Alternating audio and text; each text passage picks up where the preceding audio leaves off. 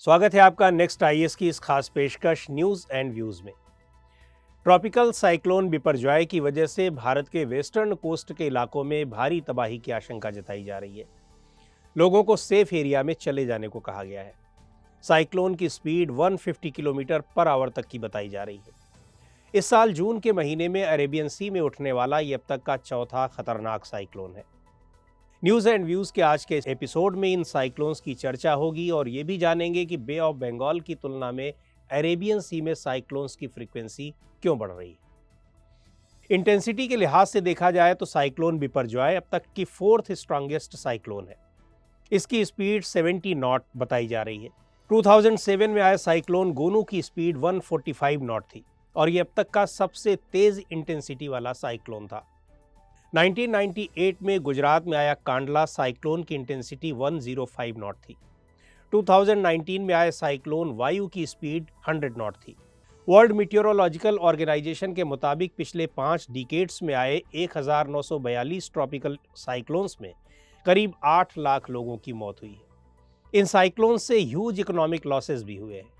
इन cyclones में 7% cyclone north Indian ocean NIO में आए हैं। 2011 से 2019 के बीच इस इलाके में जितने भी साइक्लोन्स आए हैं उनकी एनालिसिस की जाए तो अरेबियन सी इलाके में इस दौरान साइक्लोन्स की फ्रीक्वेंसी में 52% की बढ़ोतरी हुई है, जबकि बे ऑफ बंगाल साइड में साइक्लोन्स की फ्रीक्वेंसी में 8% की गिरावट दर्ज की गई है। ये कंपैरिजन 1982 से 2000 के दौरान आए साइक्लोन्स के रिस्पेक्ट में किया गया है। ग्लोबल लेवल पर देखा जाए तो इंटेंस साइक्लोनिक स्टॉर्म्स में उछाल देखने को मिला है और अरेबियन सी में आने वाले इन साइक्लोन्स की इंटेंसिटी और ड्यूरेशन भी बढ़ी है। क्यार, वायु, हिक्का और माहा अरेबियन सी में 2019 में आए ये 4 प्रमुख साइक्लोन्स हैं।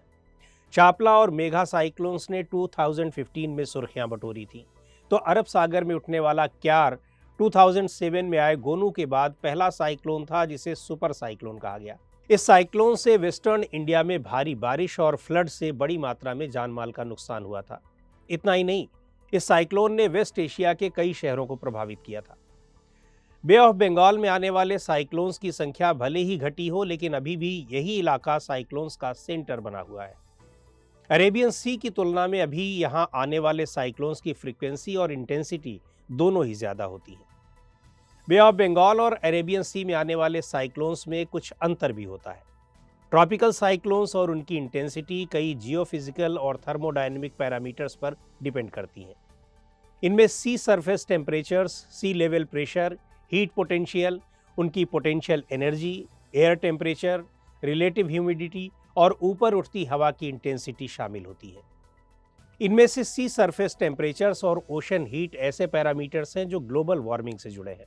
यहाँ ध्यान रखने वाली बात यह है कि ह्यूमन एक्टिविटी से पैदा होने वाली हीट के 93% हिस्से को ओशन ही एब्जॉर्ब करते हैं। समुद्र और मौसम रिलेटेड डेटा बताते हैं कि दूसरे ओशंस के मुकाबले नॉर्थ इंडियन ओशन में सी सरफेस टेम्परेचर से जुड़े ये ट्रेंड्स ज़्यादा हैं। इसमें भी बे ऑफ बंगाल की तुलना में अरेबियन सी इस मामले में ज़्यादा है। इसका मतलब है कि बे ऑफ बंगाल की तुलना में अरेबियन सी ज़्यादा तेज़ी से गर्म हो रहा है। इसीलिए फ्यूचर में यहाँ से उठने वाले ट्रॉपिकल साइक्लोन्स की घटनाएं ज़्यादा हो सकती हैं।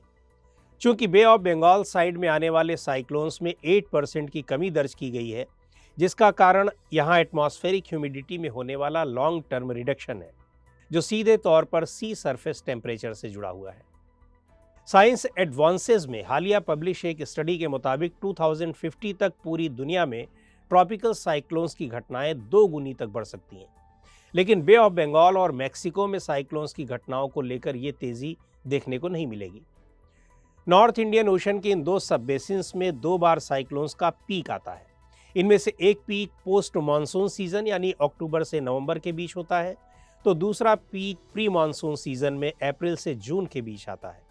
इन दोनों यानी प्री और पोस्ट मानसून सीजन्स के बीच साइक्लोन्स रिलेटेड एक्टिविटीज़ बहुत कम होती हैं। वर्ल्ड मीटियोरोलॉजिकल ऑर्गेनाइजेशन ने अनुमान लगाया है कि पिछले 50 सालों में साइक्लोन से $1.4 ट्रिलियन का नुकसान हुआ है।